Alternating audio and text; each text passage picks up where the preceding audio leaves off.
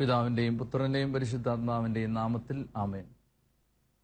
ഈശോയിലേറ്റവും സ്നേഹമുള്ളവരെ, ദൈവത്തിന്റെ വചനവുമായി ഒരിക്കൽ കൂടി കണ്ടുമുട്ടാൻ കർത്താവ് നമുക്കിടയാക്കുന്നതിന് ദൈവത്തിന് നമുക്ക് നന്ദി പറയാം. തിന്മയുടെ ശക്തികൾ വളരെയേറെ പ്രചാരത്തിലും പ്രാബല്യത്തിലും വരുന്ന ഒരു കാലത്താണ് നാം നമ്മുടെ വർത്തമാന ജീവിതം തുടരുന്നത്. സാത്താൻ സേവയുടെയും സാത്താനെ ആരാധിക്കുന്നവരുടെ സമൂഹങ്ങളുടെയും ഒക്കെ പേടിപ്പിക്കുന്ന വാർത്തകൾ നമുക്ക് ചുറ്റും ആനുകാലികമായി പടർന്നു തുടങ്ങിയ ഒരു കാലത്ത് സാത്താനെതിരെയുള്ള ഏറ്റവും ശക്തമായ ആയുധം എന്താണ് എന്ന് വചനം നമുക്ക് ഈ നിമിഷങ്ങളിൽ പരിശുദ്ധാത്മാവ് വ്യക്തമായ ബോധ്യം നൽകട്ടെ എന്ന് പ്രാർത്ഥിക്കാം, ആഗ്രഹിക്കാം. ഈ കാലയളവിലെല്ലാം കർത്താവിന്റെ വചനവും ജീവിതാനുഭവങ്ങളും വ്യക്തമായി തന്ന ബോധ്യങ്ങളുടെ വെളിച്ചത്തിൽ സാത്താനെതിരെയുള്ള ഏറ്റവും ശക്തമായ ഒരായുധം ശക്തമായി ഉപയോഗിക്കപ്പെടുന്നില്ല എന്നുള്ളതാണ് നമ്മുടെ ഒരു ഏറ്റവും വലിയ സങ്കടങ്ങളിലൊന്ന്. സാത്താനെതിരെ ദൈവം തന്ന ഏറ്റവും പവർഫുള്ളായ ഒരായുധം വളരെ ലാഘവ ബുദ്ധിയോടെ ഉപയോഗിക്കപ്പെടുന്നു എന്നുള്ളതാണ് നമ്മുടെ സമകാലിക സങ്കടങ്ങളിലൊന്ന്. എന്താണ് ആയുധം എന്ന് എല്ലാവർക്കും വ്യക്തമായിട്ടറിയാം. അത് ദിവ്യകാരുണ്യമാണ്, പരിശുദ്ധ കുർബാനയാണ്.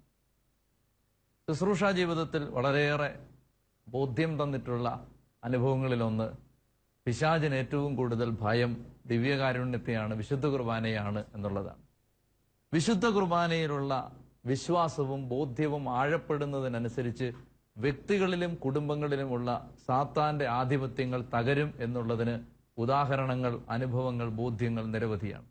ദൈവത്തിന്റെ വചനം വിശുദ്ധ കുർബാനയെക്കുറിച്ച് പഠിപ്പിക്കുന്ന ഒന്ന് രണ്ട് ഭാഗങ്ങൾ കണ്ടുകൊണ്ട് ജീവിതത്തിന്റെ ഏറ്റവും ഫലപ്രദമായ ഈ ആയുധം, ഏറ്റവും ഫലപ്രദമായ ദൈവത്തിന്റെ സ്നേഹത്തിന്റെ ഉപകരണം ഫലപ്രദമായി ഉപയോഗിക്കുവാൻ നമുക്ക് സാധിക്കാൻ പ്രാർത്ഥിച്ചുകൊണ്ട് ദൈവത്തിന്റെ വചനം നമുക്ക് ധ്യാനിക്കാം. യോഹന്നാന്റെ സുവിശേഷം 6-ാം അധ്യായത്തിലാണ് വിശുദ്ധ കുർബാനയെക്കുറിച്ചുള്ള വളരെ കൃത്യമായ ഒരു പഠനം യോഹന്നാൻ നൽകുന്നത്. യോഹന്നാന്റെ സുവിശേഷം 6-ാം അധ്യായം മുഴുവൻ സത്യത്തിൽ വിശുദ്ധ കുർബാനയെക്കുറിച്ചുള്ള യേശുവിന്റെ പ്രബോധനമാണ്. 6-ാമത്തെ അധ്യായം 1 മുതൽ 15 വരെയുള്ള ഭാഗത്ത് ഒരത്ഭുതവും 16 മുതൽ 21 വരെയുള്ള ഭാഗത്ത് മറ്റൊരു അത്ഭുതവും വിവരിച്ചിട്ടാണ് യോഹന്നാൻ വിശുദ്ധ കുർബാനയെക്കുറിച്ചുള്ള ഈശോയുടെ പ്രബോധനം യോഹന്നാൻ അവതരിപ്പിക്കുന്നത് ഈ 2 അത്ഭുതങ്ങൾക്ക് ശേഷമാണ്. യോഹന്നാന്റെ സുവിശേഷം 6-ാമത്തെ അധ്യായം 1 മുതൽ 15 വരെയുള്ള തിരുവചന ഭാഗത്ത് യേശു അപ്പം വർദ്ധിപ്പിക്കുന്ന സംഭവം വിവരിക്കുന്നു. യോഹന്നാന്റെ സുവിശേഷം 6-ാം അധ്യായം 16 മുതൽ 21 വരെയുള്ള ഭാഗത്ത് യേശു വെള്ളത്തിന്റെ മീതെ നടക്കുന്ന അത്ഭുതം വിവരിക്കുന്നു. ഈ 2 അത്ഭുതങ്ങൾ വിവരിച്ചിട്ടാണ് ഞാൻ ജീവന്റെ അപ്പമാണെന്നും എന്റെ ശരീരമാണ് ഈ ഭക്ഷണമെന്നും എന്റെ ശരീരം ഭക്ഷിക്കുന്നവൻ മരിച്ചാലും ജീവിക്കുമെന്നും എന്റെ ശരീരം ഭക്ഷിക്കുകയും എന്റെ രക്തം പാനം ചെയ്യുകയും ചെയ്യുന്നവന് നിത്യജീവനുണ്ട് എന്നുമൊക്കെയുള്ള വിശുദ്ധ കുർബാനയെക്കുറിച്ചുള്ള ഡെഫിനിറ്റായ ടീച്ചിങ്സ് ഈശോ കൊടുക്കുന്നത് ഈ 2 അത്ഭുതങ്ങൾ ചെയ്തതിന് ശേഷമാണ്. എന്തെങ്കിലും ബന്ധം, കണക്ഷൻ ഇത് തമ്മിൽ ഉണ്ടാകുമോ? 1-ാമത്തെ അത്ഭുതം എടുക്കുക, യേശു അപ്പം വർദ്ധിപ്പിക്കുന്ന അത്ഭുതം. അപ്പം വർദ്ധിപ്പിക്കുന്ന അത്ഭുതത്തിലൂടെ 5 അപ്പം 5000-മോ 10,000-മോ 20,000-മോ ഒക്കെ ആവട്ടെ, അത്രയും അപ്പം വർദ്ധിപ്പിക്കുന്ന ആ അത്ഭുതം വിവരിക്കുമ്പോൾ സത്യത്തിൽ യേശു കമ്മ്യൂണിക്കേറ്റ് ചെയ്യാൻ ആഗ്രഹിച്ചത് എന്താണ്? പറയാൻ ആഗ്രഹിച്ചത് എന്താണ്? ലോകത്തോട് വെളിപ്പെടുത്താൻ ആഗ്രഹിച്ചത് എന്താണ്? ഒരു ബാലന്റെ കയ്യിലുണ്ടായിരുന്ന 5 അപ്പവും 2 മീനും യേശുവിന്റെ കയ്യിലേക്ക് എടുത്ത് വെച്ചു കൊടുത്തു കഴിയുമ്പോൾ പിതാവിന്റെ സന്നിധിയിലേക്ക് ഇത് ഉയർത്തി പ്രാർത്ഥിച്ച് ഇത് വിഭജിച്ച് അനേകം മടങ്ങാക്കി വർദ്ധിപ്പിച്ച് ശിഷ്യന്മാർക്ക് കൊടുത്തുകൊണ്ട് സത്യത്തിൽ അന്ന് ഈ അത്ഭുതം നേരിട്ട് കണ്ടവരോടും വരും കാലങ്ങളിൽ ഈ അത്ഭുതം വചനത്തിലൂടെ വായിക്കാൻ പോകുന്നവരോടും യേശു സത്യത്തിൽ പറയാൻ ആഗ്രഹിച്ചത് എന്താണ്? അത് വളരെ ലളിതമായൊരു കാര്യമാണ്. പറയാൻ ആഗ്രഹിച്ചത്, യേശു പറയുകയാണ്, ഞാൻ ഒരു അപ്പം എടുത്താൽ, ഒരപ്പം ഞാൻ എൻ്റെ കയ്യിലേക്ക് എടുത്തു വെച്ചാൽ ഈ അപ്പത്തെ എനിക്കിഷ്ടമുള്ളതുപോലെ കൺവേർട്ട് ചെയ്യാൻ എനിക്ക് പറ്റും. അപ്പം വർദ്ധിപ്പിച്ച സംഭവത്തിന്റെ പൊരുൾ എന്ന് പറയുന്നത് യേശുവിന് അപ്പത്തിന്റെ മേൽ ഒരു അധികാരമുണ്ട്. ആ അപ്പത്തെ ഏത് രൂപത്തിലും എത്ര മടങ്ങായും മാറ്റാനുള്ള ശേഷി, പവർ യേശുവിനുണ്ട് എന്നുള്ളതാണ് അപ്പം വർദ്ധിപ്പിച്ച സംഭവത്തിന്റെ അർത്ഥം. യേശു 5 അപ്പം എടുത്താൽ അത് 5000 ആക്കാൻ യേശുവിന് പറ്റും. യേശുവിന്റെ കയ്യിൽ ഒരപ്പം വരുന്നാൽ അത് 10000 ആക്കാൻ യേശുവിന് പറ്റും. അപ്പത്തിൽ ഒരു മാറ്റം ഉണ്ടാക്കാൻ, ലളിതമായിട്ട് പറഞ്ഞാൽ, വളരെ ചുരുക്കി പറഞ്ഞാൽ, അപ്പത്തിൽ ഒരു മാറ്റം, ഒരു ഭേദഗതി ഉണ്ടാക്കാൻ യേശുവിന് പറ്റും. അത് മനസ്സിലിരിക്കട്ടെ. രണ്ടാമത്തെ അത്ഭുതം യേശു വെള്ളത്തിന്റെ മീതെ നടക്കുന്ന അത്ഭുതമാണ്. യേശു വെള്ളത്തിന്റെ മീതെ നടക്കുന്ന അത്ഭുതം 16-ാമത്തെ വാക്യം മുതൽ 21-ാമത്തെ വാക്യം വരെയാണത്. യേശു വെള്ളത്തിന്റെ മീതെ നടന്ന അത്ഭുതം കാണിച്ചിട്ട്, ആ അത്ഭുതം വിവരിച്ചിട്ട് സത്യത്തിൽ യേശു എന്താ പറയാൻ ആഗ്രഹിച്ചത്? 1-ാമത്തെ അത്ഭുതം ചെയ്തിട്ട് യേശു പറഞ്ഞു, ഞാൻ ഒരപ്പം എടുത്താൽ ഞാൻ ആഗ്രഹിക്കുന്നത് പോലെ ആ അപ്പത്തിൽ ഒരു ഭേദഗതി വരുത്താൻ എനിക്ക് പറ്റും. 2-ാമത്തെ അത്ഭുതം ചെയ്തുകൊണ്ട് യേശു പറഞ്ഞു, എനിക്ക് എൻ്റെ ശരീരത്തിൽ ഞാൻ ആഗ്രഹിക്കുന്നത് പോലെ ഒരു രൂപാന്തരം വരുത്താൻ എനിക്ക് പറ്റും. രണ്ടും കൂടെ ചേർത്ത് വെച്ചേ. ഒരപ്പം എടുത്തിട്ട് യേശു പറയുകയാണ്, ഇതെന്റെ ശരീരം എന്ന് പറഞ്ഞാൽ, യേശുവിന്റെ ശരീരത്തെ യേശു ഒരപ്പമാക്കി മാറ്റുന്നു എന്ന് യേശു പറഞ്ഞാൽ, യേശുവിന് അത് കഴിയും എന്ന് തെളിയിച്ചിട്ടാണ് യേശു പറയുന്നത്, ഞാനാണ് ജീവന്റെ അപ്പം. തന്നെ കണ്ടുനിന്ന കേട്ടുനിന്ന മനുഷ്യരുടെ മുമ്പിൽ യേശു തെളിയിക്കുകയാണ്, ഒരപ്പത്തിൽ ചേഞ്ച് വരുത്താൻ എനിക്ക് പറ്റും, എനിക്ക് എൻ്റെ ശരീരത്തിലും ചേഞ്ച് വരുത്താൻ പറ്റും. ഇത് പറഞ്ഞ് പഠിപ്പിച്ചിട്ട് യോഹന്നാന്റെ സുവിശേഷം 6-ാം അധ്യായം 51-ാം തിരുവചനത്തിൽ യേശു പറഞ്ഞു, സ്വർഗത്തിൽ നിന്നിറങ്ങിയ ജീവനുള്ള അപ്പം ഞാനാണ്, ലോകത്തിന്റെ ജീവന് വേണ്ടി ഞാൻ നൽകുന്ന അപ്പം എൻ്റെ ശരീരമാണ്. നോക്കിക്കേ ആ കണക്ഷൻ. അപ്പത്തിൽ മാറ്റം വരുത്തി, ശരീരത്തിൽ മാറ്റം വരുത്തി, ഇതെനിക്ക് സാധിക്കുമെന്ന് ലോകത്തിന്റെ മുമ്പിൽ തെളിയിച്ച യേശു യോഹന്നാൻ 6:51 തന്നെ കേട്ടുനിന്ന ജനത്തോട് പറഞ്ഞു, സ്വർഗത്തിൽ നിന്നിറങ്ങിയ ജീവനുള്ള അപ്പം ഞാനാണ്, ലോകത്തിന്റെ ജീവന് വേണ്ടി ഞാൻ നൽകുന്ന അപ്പം എൻ്റെ ശരീരമാണ്. വീണ്ടും യോഹന്നാന്റെ സുവിശേഷം 6-ാം അധ്യായം 53-ാമത്തെ വാക്യത്തിൽ പറയുന്നു, നിങ്ങൾ മനുഷ്യപുത്രന്റെ ശരീരം ഭക്ഷിക്കുകയും രക്തം പാനം ചെയ്യുകയും ചെയ്യുന്നില്ലെങ്കിൽ നിങ്ങൾക്ക് ജീവൻ ഉണ്ടായിരിക്കുകയില്ല. വിശുദ്ധ കുർബാനയെ കുറിച്ചുള്ള ഡെഫിനിറ്റായ ഒരു പ്രബോധനം ഈശോ തരുന്നത് ഇവിടെയാണ്. അങ്ങനെ വിശുദ്ധ കുർബാനയെ കുറിച്ച് വ്യക്തമായ ഒരു പ്രബോധനം നൽകിയപ്പോൾ ജനത്തിന്റെ റെസ്പോൺസ് എന്തായിരുന്നു? ജനം എങ്ങനെയാണ് അതിനോട് പ്രതികരിച്ചത്? സത്യത്തിൽ സഭയിലെ ആദ്യത്തെ വിഭജനം ഉണ്ടായത് 15-ാം നൂറ്റാണ്ടിലാണോ? സത്യത്തിൽ സഭയിലെ ആദ്യത്തെ മുറിവുണ്ടായത് ആദിമ നൂറ്റാണ്ടിലെ ഏതെങ്കിലും ഒരു നൂറ്റാണ്ടിലാണോ? സഭയിലെ വിഭജനം, ദൈവമക്കളുടെ ഇടയിലെ ആദ്യത്തെ ഡിവിഷൻ ഉണ്ടായത് യോഹന്നാന്റെ സുവിശേഷം 6-ാം അധ്യായം 60-ാമത്തെ വാക്യത്തിലും 66-ാമത്തെ വാക്യത്തിലുമാണ്. യേശു 2 അത്ഭുതങ്ങൾ ചെയ്തതിന് ശേഷം പറഞ്ഞു, ഈ അപ്പം എൻ്റെ ശരീരമാണ്, എൻ്റെ ശരീരമാണ് ജീവന്റെ അപ്പം. ഇത് പറഞ്ഞപ്പോൾ ജനത്തിന്റെ റെസ്പോൺസ് എന്തായിരുന്നു? യോഹന്നാൻ 6:60. ഇത് കേട്ടുനിന്ന ഒരു കൂട്ടം മനുഷ്യർ പറഞ്ഞു, ഈ വചനം കഠിനമാണ്, ഇത് ഗ്രഹിക്കാൻ ആർക്ക് കഴിയും? ഈ വചനം കഠിനമാണ്, ഇത് ഗ്രഹിക്കാൻ ആർക്ക് കഴിയും? യോഹന്നാൻ 6:66. ഇതിന് ശേഷം വളരെ പേർ അവനെ വിട്ടുപോയി, പിന്നീട് ഒരിക്കലും അവർ അവനെ അനുഗമിച്ചതേയില്ല. ഈശോയിൽ ഏറ്റവും സ്നേഹമുള്ള സഹോദരങ്ങളെ, യോഹന്നാന്റെ സുവിശേഷം 6-ാം അധ്യായം 66-ാം തിരുവചനം അനുസരിച്ച് ഒരു കൂട്ടം മനുഷ്യർ യേശുവിനെ വിട്ടുപോയി. എപ്പോഴാണ് വിട്ടുപോയത്? സാത്താന്റെ ആദ്യത്തെ പ്രവർത്തനം സഭയിൽ ആരംഭിച്ചത് വിശുദ്ധ കുർബാനയെക്കുറിച്ചുള്ള പ്രബോധനം കർത്താവായ യേശുവിന്റെ ദൈവപുത്രന്റെ നാവിൻ തുമ്പിൽ നിന്ന് ആദ്യമായിട്ട് വന്നപ്പോഴാണ്. ഒരു കൂട്ടം മനുഷ്യരെ സാത്താൻ അപ്പോൾ തന്നെ അവിടെ നിന്ന് ഇറക്കി അവരുടെ ജീവിത സ്ഥലങ്ങളിലേക്ക് പറഞ്ഞു വിട്ടു. അവർ പറഞ്ഞു, ഇത് ഗ്രഹിക്കാൻ പറ്റില്ല, ഈ വചനം കഠിനമാണ്, ഇത് ഗ്രഹിക്കാൻ കഴിയുന്നില്ല, അതുകൊണ്ട് ഞങ്ങൾ പോവുകയാണ്. ഈശോയുടെ മനസ്സെന്താണ്? ഒരു കൂട്ടം മനുഷ്യർ ഇറങ്ങി പോകുമ്പോൾ സത്യത്തിൽ ഈശോ എന്താ ചെയ്യണ്ടേ? ലൂക്കായുടെ സുവിശേഷം 15-ാം അധ്യായം അനുസരിച്ച് ഈശോ അവരുടെ പുറകെ പോണം. 99 മരുഭൂമിയിൽ വിട്ടിട്ട് കാണാതെ പോയി ഒന്നിന്റെ പിന്നാലെ അലയുന്ന ഇടയനെ കുറിച്ച് പറഞ്ഞ യേശു, 10 നാണയങ്ങളിൽ 1 നഷ്ടപ്പെട്ടാൽ ദിവസം കൂലി പോലും കളഞ്ഞ്, ആ ദിവസത്തെ അധ്വാനം പോലും കളഞ്ഞ് ഈ നാണയം കണ്ടെത്തുന്നതിനേക്കാൾ കൂടുതൽ വില കൊടുത്ത് ഒരു സ്ത്രീ ആ നാണയം തിരിച്ചെടുത്തു, വൈകുന്നേരം ആയപ്പോൾ ആളുകളെ വിളിച്ച് സദ്യ കൊടുത്തു എന്നൊക്കെ പറയുന്നു. അത് ഈശോയാണ് ശരിക്കും ആ സ്ത്രീ. കാണാതെ പോയതിനു വേണ്ടി എന്ത് വിലയും കൊടുക്കാൻ തയ്യാറാവുന്ന ആള്. ധൂർത്തപുത്രൻ തിരികെ വരുമ്പോൾ ആ ധൂർത്തപുത്രനെ സകലതും തിരിച്ചു കൊടുത്ത് ഭവനത്തിനകത്തേക്ക് പ്രവേശിക്കുന്ന അപ്പന്റെ, പിതാവായ ദൈവത്തിന്റെ, പുത്രനായ യേശുവിന്റെ മനസ്സ്. കാണാതെ പോയതിന്റെ പിന്നാലെ എന്ത് വില കൊടുത്ത് അലയുന്ന കർത്താവായ യേശു ക്രിസ്തു. ഒരു കൂട്ടം മനുഷ്യർ യേശുവിന്റെ വചനം കേൾക്കുന്നതിൽ നിന്ന് വിശുദ്ധ കുർബാനയെക്കുറിച്ച് പഠിപ്പിച്ച സമയത്ത് ഇറങ്ങിപ്പോയപ്പോൾ യേശു എന്തു ചെയ്തു? സത്യത്തിൽ ദൈവപുത്രന്റെ, യേശുവിന്റെ മനസ്സനുസരിച്ച് യേശു ചെയ്യേണ്ടിയിരുന്നത് അവരുടെ പിന്നാലെ പോയി അനുനയിപ്പിച്ച് അനുരഞ്ജനപ്പെട്ട് തിരിച്ചു കൊണ്ടുവന്ന് സാരമില്ല എന്നൊക്കെ പറയുകയാണ് ചെയ്യേണ്ടിയിരുന്നത്. പക്ഷേ യേശു അങ്ങനെ ചെയ്തില്ല. ഇവിടെയാണ് വചനം സാത്താൻ നമ്മുടെ ഹൃദയത്തിൽ മറച്ചു പിടിക്കാതിരിക്കാൻ നമ്മൾ ശ്രദ്ധിക്കേണ്ടത്. എല്ലാ വിഷയത്തിലും യേശു മനുഷ്യന്റെ പുറകെ പോവില്ല. പാപം ചെയ്ത മനുഷ്യന്റെ പിന്നാലെ യേശു പോകും, ഏതറ്റം വരെയും പോകും, സ്വന്തം പ്രാണനോളം വില കൊടുക്കും.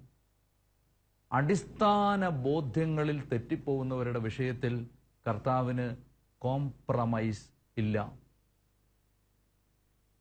സ്നേഹമുള്ള സഹോദരങ്ങളെ, ഒരു കൂട്ടം മനുഷ്യർ ഇറങ്ങിപ്പോകുന്നത് കണ്ട് നിരാശയോടെ നിന്ന ശിഷ്യന്മാരോട്, 12 പേരോടായി ഈശോ ചോദിച്ചു, നിങ്ങളും പോകാൻ ആഗ്രഹിക്കുന്നുവോ?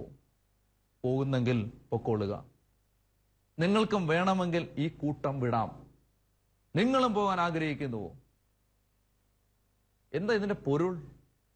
കർത്താവ് പറയുകയാണ്, അടിസ്ഥാന പ്രബോധനമായ ഈ വിഷയത്തിൽ എന്റെ ശരീരം, എന്റെ രക്തം, അത് ഭക്ഷിക്കണം, പാനം ചെയ്യണം, നിത്യജീവന്റെ അച്ചാരമാണത്, ഇതെന്റെ ശരീരമാണ്, ഈ അപ്പം എന്റെ ശരീരമാണ് എന്നുള്ള ഈ ഫണ്ടമെന്റൽ ടീച്ചിങ്ങിൽ കർത്താവ് വെള്ളം ചേർക്കാൻ തയ്യാറല്ല, കോംപ്രമൈസിന് തയ്യാറല്ല. കർത്താവ് യേശു ക്രിസ്തു ഈ വിഷയത്തിൽ ആരോടും അനുരഞ്ജനത്തിന് തയ്യാറല്ല, ആരുടെയും പുറകെ പോകാൻ തയ്യാറല്ല.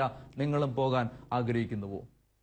12 അപ്പോസ്തലന്മാരുടെ മിഴികളിൽ നോക്കി ശക്തമായി, രൂക്ഷമായ ഭാഷയിൽ യേശു പറഞ്ഞു, വേണമെങ്കിൽ നിങ്ങൾക്കും പോകാം. കാരണം ഈ വിഷയം മനസ്സിലാവാത്തവർ, വിശ്വാസത്തിന്റെ, രക്ഷയുടെ, മാനവരാശിയുടെ വിമോചനത്തിന്റെ ഫണ്ടമെന്റൽ ടീച്ചിങ്, യേശുവിന്റെ ശരീരവും രക്തവുമാണ് വിമോചനമായി മാറിയത്, എന്റെ രക്ഷയായി മാറിയത്, അത് ഞാൻ സ്വീകരിക്കണമെന്നുള്ള അടിസ്ഥാന പ്രബോധനം മനസ്സിലാവാത്ത ഒരു വ്യക്തിക്ക് യേശുവിന്റെ സൗഹൃദ വലയത്തിൽ ഇടമില്ല.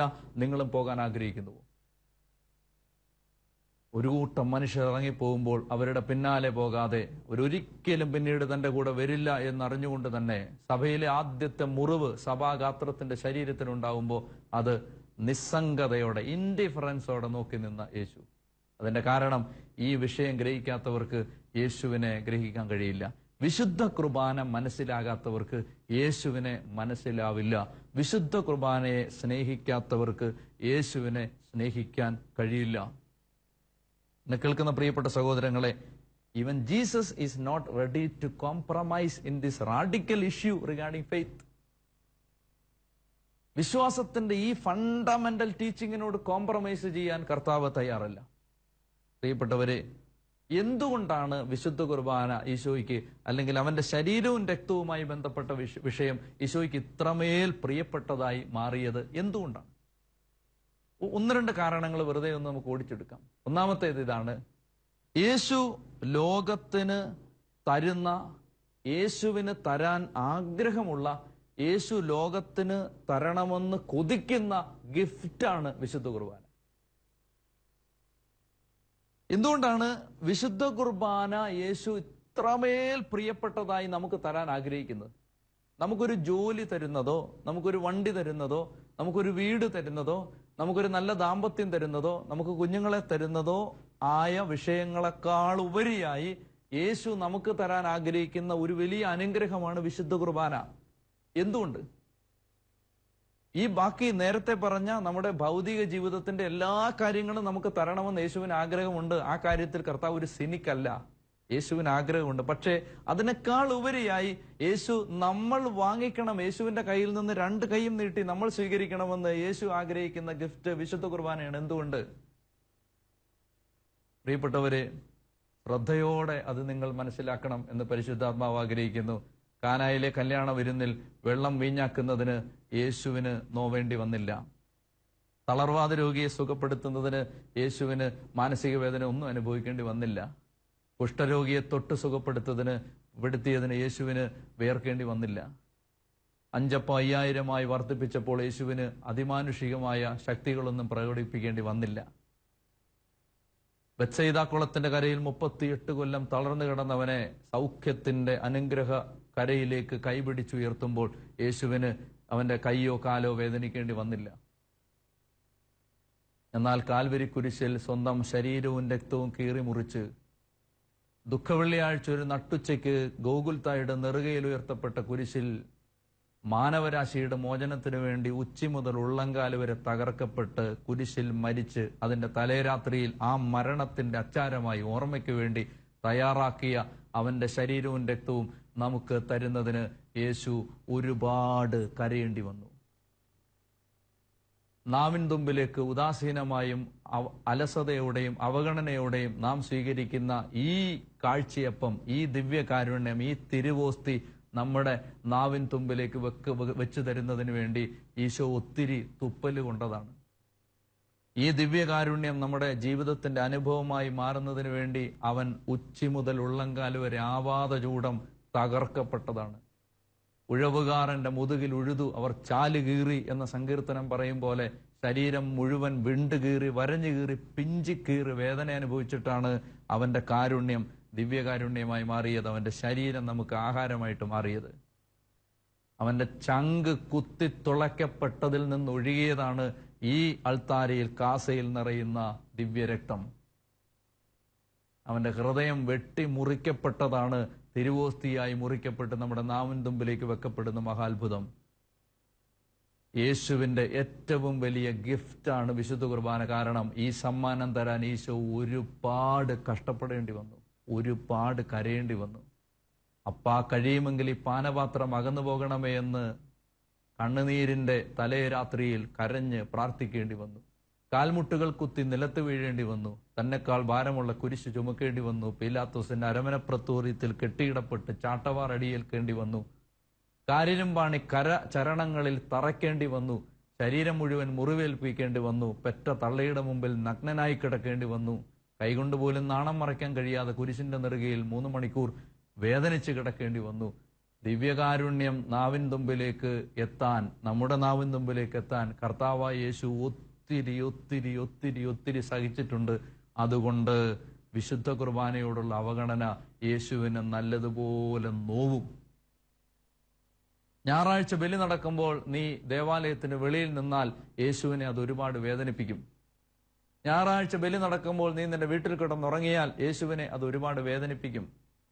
ഞായറാഴ്ച ബലി നടക്കുമ്പോൾ നീ നിന്റെ ജോലി സ്ഥലത്തേക്ക് പായുമ്പോൾ യേശുവിനെ അത് ഒരുപാട് വേദനിപ്പിക്കും. ഒറ്റ കുഞ്ഞു കാര്യം കൂടെ ശ്രദ്ധിച്ചു. യേശു തരാൻ ആഗ്രഹിക്കുന്ന ഏറ്റവും നല്ല സമ്മാനം വേണ്ട എന്ന് പറയുന്നവർക്ക് ബാക്കി സമ്മാനങ്ങൾ തരാൻ അവന് മനസ്സുണ്ടാവുമോ? ജോലിക്ക് വേണ്ടി പ്രാർത്ഥിക്കുമ്പോൾ, മക്കൾക്ക് വേണ്ടി പ്രാർത്ഥിക്കുമ്പോൾ, വീടിന് വേണ്ടി പ്രാർത്ഥിക്കുമ്പോൾ, വാഹനത്തിന് വേണ്ടി പ്രാർത്ഥിക്കുമ്പോൾ, ദാമ്പത്യം ശരിയാവാൻ വേണ്ടി പ്രാർത്ഥിക്കുമ്പോൾ, മക്കൾ നേരെയാവാൻ പ്രാർത്ഥിക്കുമ്പോൾ ഒറ്റ കാര്യം ഒന്ന് ഓർത്തേ. ഈ അനുഗ്രഹങ്ങളെല്ലാം തരുന്നതിനേക്കാൾ വലിയൊരു അനുഗ്രഹം തരാൻ തയ്യാറായി നിന്നവനോട് അത് ഞങ്ങൾക്ക് വേണ്ട, ഇത് മതി എന്ന് പറഞ്ഞാൽ ഇത് അവൻ തരുവോ? പ്രിയപ്പെട്ട സഹോദരങ്ങളെ, സാത്താൻ നമ്മുടെ മനസ്സിൽ ഒരു മറ തീർക്കാതിരിക്കട്ടെ. വിശുദ്ധ കുർബാനയാണ് യേശുവിന് നമുക്ക് തരാൻ കഴിയുന്ന ഏറ്റവും വലിയ ഗിഫ്റ്റ്. ഇന്ന് രണ്ടാമത്തെ കാരണം ഇതാണ്. ഇന്ന് ജനം യേശുവിനെ കാണുന്നത് വിശുദ്ധ കുർബാനയിലാണ്. ഒറ്റ വചനം കൊണ്ട് നമുക്കത് മനസ്സിലാക്കാവുന്നതേ ഉള്ളൂ. എമ്മാവുസിലേക്ക് പോയ ശിഷ്യന്മാരുടെ സംഭവത്തിൽ ലൂക്ക 24:13 മുതൽ 35 വരെയുള്ള തിരുവചന ഭാഗത്ത് അവർ വീടിനകത്തേക്ക് കയറിയപ്പോൾ യേശു അപ്പം എടുത്ത് മുറിച്ചു. അപ്പം എടുത്ത് മുറിച്ചപ്പോൾ ശിഷ്യന്മാരുടെ കണ്ണ് തുറന്നു. അത് യേശുവാണെന്ന് അവർക്ക് മനസ്സിലായി. അപ്പം എടുത്ത് മുറിച്ചു കൊടുത്തപ്പോൾ അത് യേശുവാണെന്ന്, യേശുവിന്റെ ഐഡന്റിറ്റി ശിഷ്യന്മാർക്ക് തിരിച്ചറിയാൻ പറ്റിയത് ഈ അപ്പം മുറിച്ച സമയത്താണ്. അടുത്ത വചനാണ് ശ്രദ്ധിക്കേണ്ടത്. അത് യേശുവാണെന്ന് അവർ തിരിച്ചറിഞ്ഞ അപ്പം മുറിക്കപ്പെട്ട അപ്പത്തിൽ യേശുവിനെ കണ്ടപ്പോൾ റിയൽ യേശു അപ്രത്യക്ഷനായി. അപ്പം മുറിച്ചപ്പോൾ ആ മുറിക്കപ്പെട്ട അപ്പത്തിൽ, യേശുവിന്റെ ശരീരമായ അപ്പത്തിൽ യേശു പ്രത്യക്ഷപ്പെട്ടപ്പോൾ ശിഷ്യന്മാർ അത്രയും നേരം കണ്ടുകൊണ്ടിരുന്ന യേശു അപ്രത്യക്ഷനായി. എന്താ അതിന്റെ അർത്ഥം? 2 പ്രസൻസ് ആവശ്യമില്ലെന്ന് യേശുവിന് അറിയാം. ഒന്നാമത്തെ പ്രസൻസ്, ഈ ദിവ്യകാരുണ്യത്തിൽ യേശുവിന്റെ ഒരു സാന്നിധ്യമുണ്ട്. ആ സാന്നിധ്യം ഉള്ളപ്പോൾ മറ്റൊരു സാന്നിധ്യം ആവശ്യമില്ലെന്നറിയാം. അതുകൊണ്ട് യേശു അപ്രത്യക്ഷനായി. വേറൊരു വാക്കിൽ പറഞ്ഞാൽ യേശു ഈ അപ്പത്തിലേക്ക് കയറി, അല്ലെങ്കിൽ ഈ അപ്പമായി മാറി. യേശു ദിവ്യകാരുണ്യമായി മാറി.